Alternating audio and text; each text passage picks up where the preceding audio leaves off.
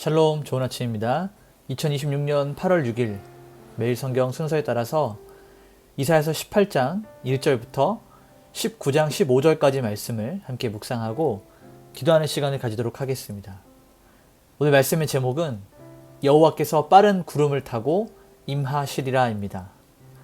오늘 내용을 살펴보면 이사야서 18장과 19장의 상반부는 당시 이 남방 지역의 최대 강대국이었던 이 구스, 오늘날의 에티오피아와 이 전통적이었던 대국인 이 애굽, 이 두 나라를 향한 하나님의 경고와 또 주권적인 심판을 다루고 있습니다.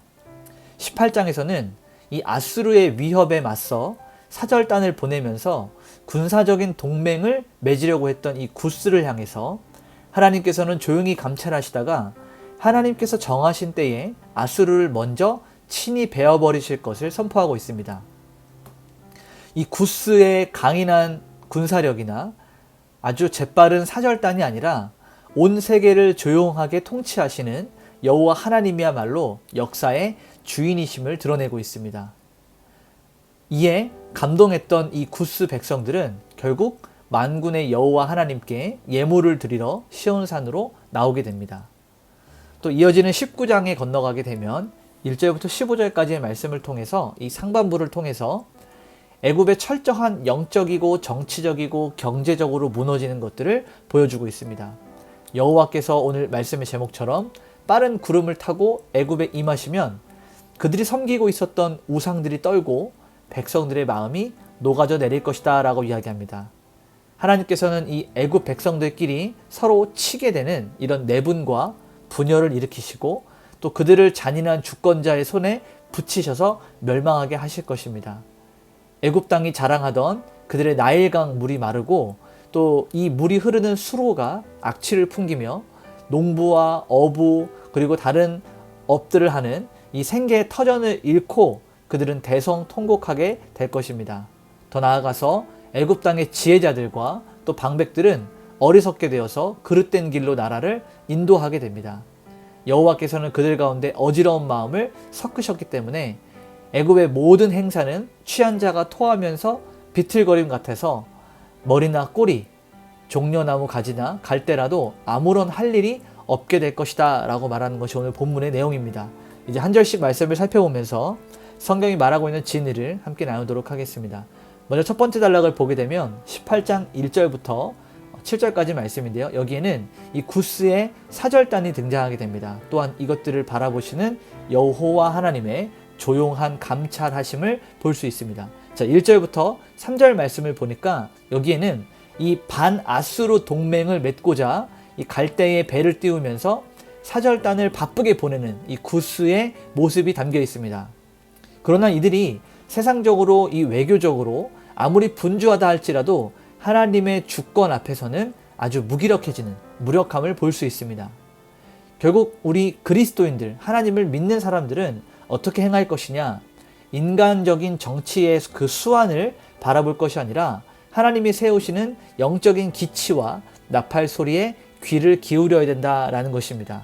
자, 4절부터 7절에 있는 말씀을 한번 보게 되면 여호와께서 내게 이르시되 내가 나의 처소에서 조용히 감찰함이 쬐이는 일광 같고 가을 더위에 운무 같도다.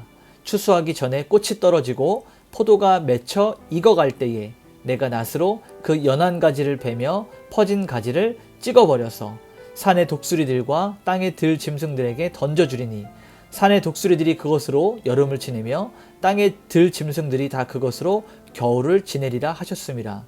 그때의 강들이 흘러 나누인 나라에 장대하고 준수한 백성 곧 시초부터 두려움이 되며 강성하여 대적을 밟는 백성이 만군의 여호와께 드릴 예물을 가지고 만군의 여호와의 이름을 두신 곳 시온산에 이르리라 라고 말하고 있습니다. 자, 이 말씀을 보게 되면 하나님께서는 묵묵하게 감찰하시다가 악이 익어가는 그 결정적인 순간에 하나님께서 낫을 들어서 아수르를 베어버리십니다.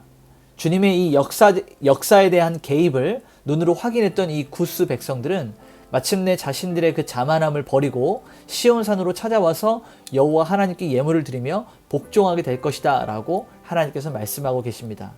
두 번째 단락을 보게 되면 19장 11절부터 10절까지 말씀인데요. 여기에는 빠른 구름을 타고 임하시는 여호와 하나님이 등장하고요. 또 애굽 땅이 혼란을 겪게 되는 모습들을 볼 수 있습니다. 자, 1절부터 우리가 보게 되면 애굽에 관한 경고라라고 하면서 애굽 땅에 내려질 심판을 이야기하고 있습니다. 자, 1절부터 4절까지의 말씀에 대한 내용은 무엇이냐면 하나님께서 임재하시면 애굽이 자랑하던 신들과 우상들은 떨면서 무너질 것이다 라고 이렇게 이야기합니다. 하나님은 그 외세 침략에 앞서서 애굽 내부의 스스로의 분열을 하나님께서 조장하시고 서로 충돌하게 하시는 심판을 내리십니다. 결국 하나님을 버린 사회는 반드시 이 내부가 먼저 무너지고 폭정을 하게 되는 그런 굴레로 떨어지게 될 것이다 라고 말하고 있습니다. 자, 5절부터 10절 말씀을 또 보게 되면 여기에는 5절에 바닷물이 없어지겠고 강이 잦아서 마르겠고, 자, 이 강이 마른 것을 이야기하죠. 또 강들에서는 악취가 나겠고 애굽의 강물은 줄어들고 마름으로 갈대와 부들이 시들겠으며 라고 이렇게 이야기합니다. 자, 그러면서 또 8절에서는 어부들이 탄식하고 또 9절에서는 세마포를 만드는 자들, 배를 짜는 자들이 수치를 당하고 10절에는 기둥이 부서지고 품꾼들이 다 마음에 근심한다 라고 이렇게 이야기합니다.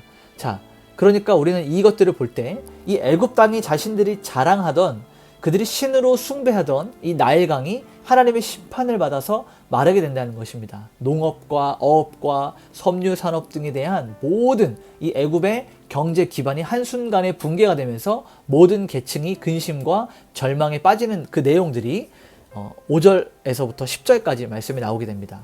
자, 마지막 세 번째 단락은 11절부터 15절까지 말씀인데요. 여기에는 이 지도자들의 어리석음과 비틀거리는 애굽 땅에 대한 내용들이 나오게 됩니다. 자, 11절부터 15절의 말씀을 보니까 인간의 지혜의 무력함, 그리고 어지러운 마음에 대한 심판, 이런 내용들을 좀 볼 수 있는데, 조금 더 깊게 들어가면 애굽은 이 고대 세상에서 그 당시에 지혜와 학문의 보물창고로 여겨졌습니다. 그런데 하나님께서 그들 가운데 어지러운 마음, 이것을 조금 더 원문적으로 살펴보면 사악한 영, 악한 영을 섞으시자 그 지혜자들, 지혜와 학문의 보물창고라고 했는데 그 지혜자들의 그들의 모략, 그들의 지혜는 이 허망한 어리석음이 되는 것을 성경은 말하고 있습니다. 인간의 그 지성은 하나님이 빛을 밝혀주셔야지만 효과를 발휘할 수 있습니다. 하나님이 그 빛을 밝혀주시지 아니하시면 취한 자들의 비틀거림과 또 토함으로 먹었던 것들을 토해내는 것으로 전락한다 라고 하는 것을 우리는 볼 수 있습니다. 우리가 잘 알고 있는 존 칼빈은 이렇게 이야기합니다. 지도자들의 눈이 어두워지는 것은 국가와 사회에 임하는 하나님의 가장 무서운 사법적 심판 중에 하나다라고 이야기합니다. 그러니까 하나님을 떠난 이 정치적인 리더, 지적인 리더십들은 전체 나라를 이 그릇된 길로 몰아갈 수밖에 없다는 것을 이야기하고 있는 것입니다. 오늘 이 말씀을 전체적으로 정리하면서 우리가 원포인트로 보면 세상의 군사력, 경제적인 풍요, 인간적인 지혜나 리더십들은 하나님이 심판하실 때 어리석음과 비틀거림으로 무너지게 된다라는 것입니다. 그러므로 우리는 세상의 어떤 그늘을 의지할 것이 아니라 조용히 감찰하시는, 조용하게 지켜보시는 참된 지혜의 창조자, 지혜의 근원자 되시는 만군의 주 여호와 하나님을 바라보는 것이, 그것이 은혜고 그것이 우리의 지혜다라는 것을 알 수 있습니다. 오늘 하루의 삶에 이렇게 한번 적용할 수 있었으면 좋겠습니다. 우리 삶 가운데 위기가 찾아올 때 오늘 18장에 다루었던 구스처럼 인간적인 계획을 세우고 대책을 세워서 이리저리 바쁘게 움직이는 것이 아니라 가장 먼저 하나님 앞으로 나아가서 기도할 수 있는 하루가 되기를 소망합니다. 우리의 모든 환경들을 지켜보시는 그 하나님, 조용하게 하나님의 처소에서 모든 것들을 감찰하시다가 가장 완벽한 때에 하나님께서 일하실 것입니다. 그러므로 우리가 조급해하지 말고 하나님을 온전히 신뢰하는 하루가 되기를 원합니다.